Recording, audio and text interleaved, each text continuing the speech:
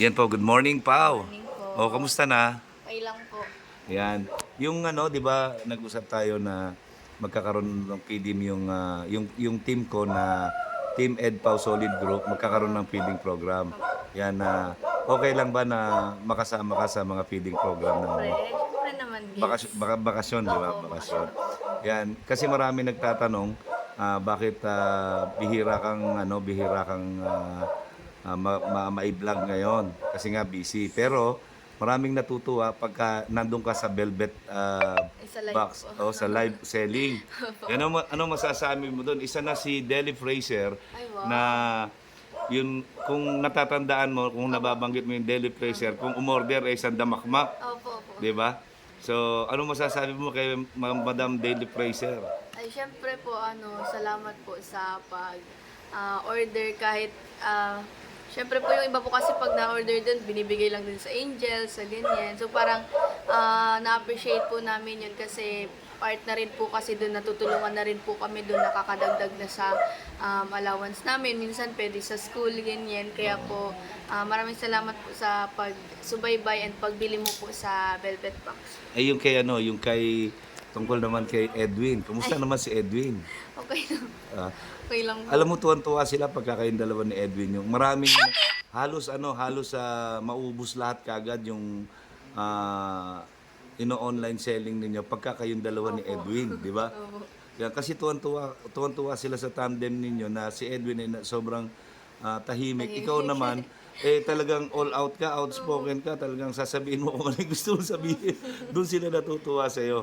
At maraming humahanga sa'yo tungkol doon kasi nga, sa pamamagitan nung na ginagawa mo, ay nasusuportahan mo si Edwin. Di ba? O, kamusta na ba si Edwin ngayon? Okay naman po. Kasi baka siguro siya ngayon, baka medyo malungkot kasi nag-uwi na yung magulang niya po baga. Oo nga. Nagbalik na sa Mindanao. Kaya Kamusta naman yung pagpapakilala sa'yo? nakakahiya. Ha? Nakakahiya lang po at syempre, bagong pakilala lang. Tapos, kaugali po ni Edwin yung mama niya, mahiyain po talaga. Mahihain din? Mahiyain po yung mama ni Edwin po. Baka nung ipapakilala si Edwin, nung inunahan mo na si Edwin, ako po pala si Pau. Muntik na nga kasi talagang parang gusto ko nang unahan si Edwin eh. Grabe kasi, sabi ko nga, di ba, ang pangako ko na ang Team Ed Pau na hawak ko ay ibubuhos natin lahat sa charity. Opo. Magcha-charity tayo. Yun ang gusto kong maiba yung inyong lab team, yung serye ninyo, maiba. Okay lang yung nagbablog, iba yung sa atin na hindi naman natin kasi pwedeng isama si Edwin, di ba? Dahil beneficiary lang. So ikaw lang yung madalas siguro na makakasama every time na may feeding or merong project na gagawin ng Team EdPau. Anyway, wala naman na tayong problema kasi alam mo na, meron na tayong service, di ba? Wow. Ah, kaya salamat po doon kay Madam 2M sponsor. Wow. Madam 2M sponsor. Kaya ayan alang-alang sa inyo, sabi niya kailangan mo 'yan, Kuya Miel, para maisama mo si Pau at si Edwin kung saan man yung project na gagawin ninyo. 'Di ba? Sa mga supporters mo, ano masasabi mo naman? Yun nga, laging sinasabi na thank you nga po sa mga nagsusupport sa akin, sa amin ni Edwin, sa love team po namin kasi kahit minsan lang naman mag-upload, ganyan dahil nga sobrang busy, na-appreciate pa rin po namin syempre yung mga nagtatanong kailan ganito, ganyan. Kaya natutuwa po kami sa mga ganun. Kaya thank you po and patuloy lang po tayo sa pag-support sa amin po ni Edwin. Lagi nilang sinasabi sana kayo na. Ang lagi ko naman sinasagot sa kanila, hindi natin pwedeng diktahan kung ano yung future na meron sila. Antayin natin kung ano yung magkakaroon sila pagdating ng panahon. O, di ba? Masend na lang kaming invitation. Masenda. Invitation talaga? Invitation yan para saan? Birthday lang. Birthday lang. Mabuti na. Birthday lang. Mabuti na yung malinaw. Baka mamaya, invitation, magnininong ako. Pangako ko, magnininong ako talaga Wow. dyan. Oo. Yan, ninong sa binyag ni Edwin. Diba, ni Edwin. Mabibinyagan pa si Edwin.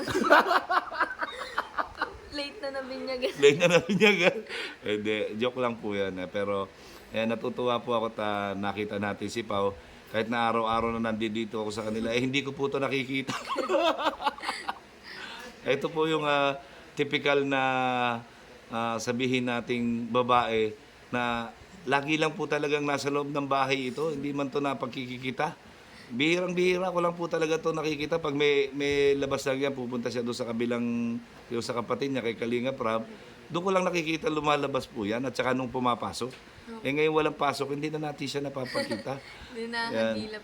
Ano ba nga asahan ng mga supporters sa EDPAO? More vlogs to come, yan. And syempre mga level up na kilig. Ay, level up na kilig ka. Level up na kilig. Pero yun, hopefully po, dahil di na nga po busy, baka ngayon ay sana ma-vlog na po tayo ng madami, ganyan. Kasi hanggat may time, ganyan. Kasi minsan gusto kitang imbitahan, merong isang supporter mo na talagang, ito yung nagmamine ng nagmamine. Nandirito yan siguro next week. Wow!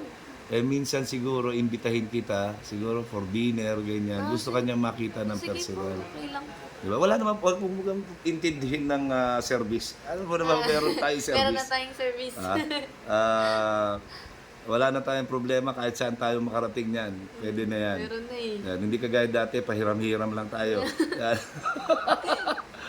Ayan, nag-level up ng Team Level EDPAO. up na, level Diba? Yan ang founder. Yeah. Yun naman. O, diba?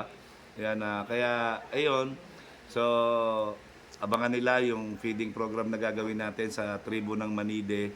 Hinihintay ko lang kasi yung kalan, yung mga kaldero pang gagamitin natin para nung pagpunta natin doon, hindi na tayo maghahagilap ng kung ano-ano.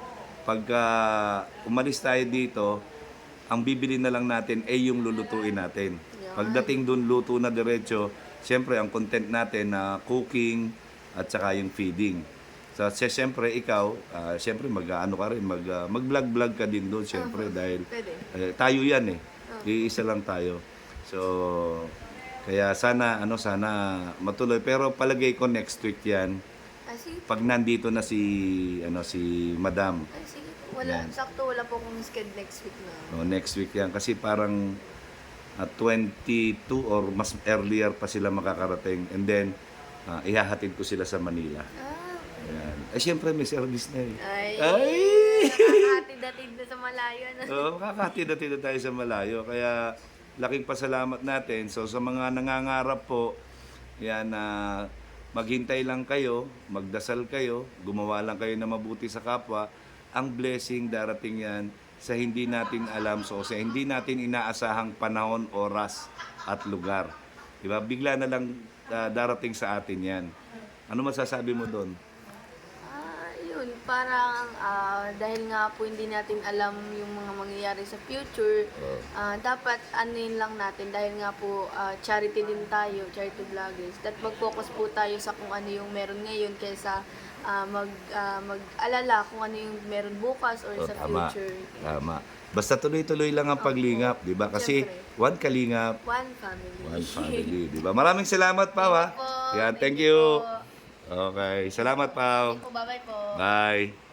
Yan po si Pao. Yan, paalis na po si Pao.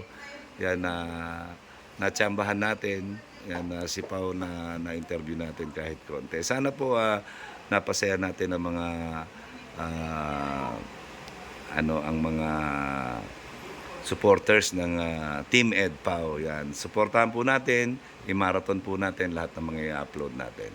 Maraming salamat po sa inyong lahat. Ang sinasabi ni Kuya Mail, ang gumagawa ng mabuti sa kapwa ay pinagpapala. Mabuhay tayong lahat hanggang gusto natin ang naaayon sa kalooban ng Panginoon. Maraming salamat po and I love you 3 times a day.